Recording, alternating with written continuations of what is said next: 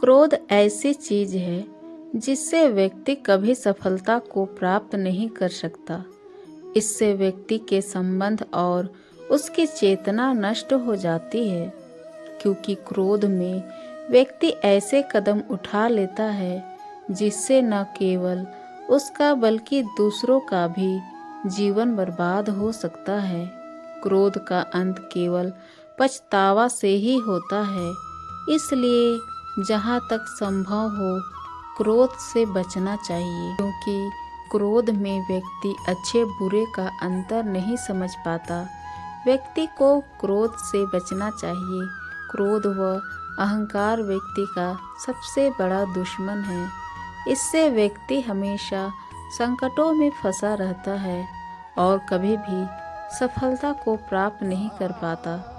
जिस तरह सिक्के के दो पहलू होते हैं, ठीक उसी प्रकार मानव स्वभाव में भी दो पहलू होते हैं। इनमें प्रेम और क्रोध दोनों ही हैं।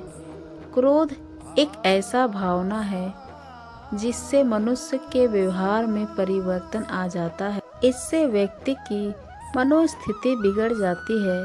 क्रोध के साथ ही आलस्य, भय, निंद्रा, तंद्रा, अहंकार जैसी चीजें भी सफलता के मार्ग पर बाधा उत्पन्न करती है।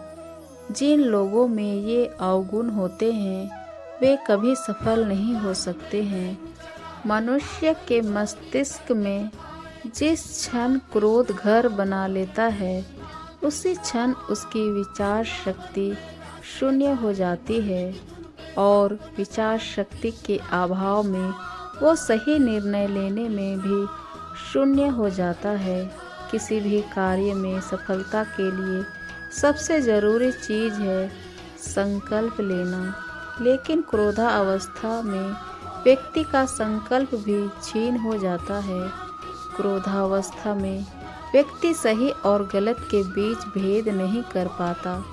आपका अपने लक्ष्य की गतिविधियों में लगे रहे, ये सफलता प्राप्त करने के लिए लाभदायक भी होता है और इससे क्रोध नहीं आता।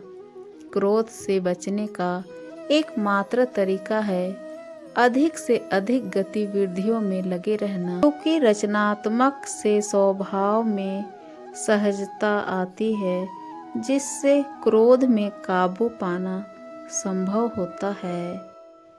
इसलिए हमें आज और अभी से प्रयास करनी चाहिए कि हमें कम से कम क्रोध आए।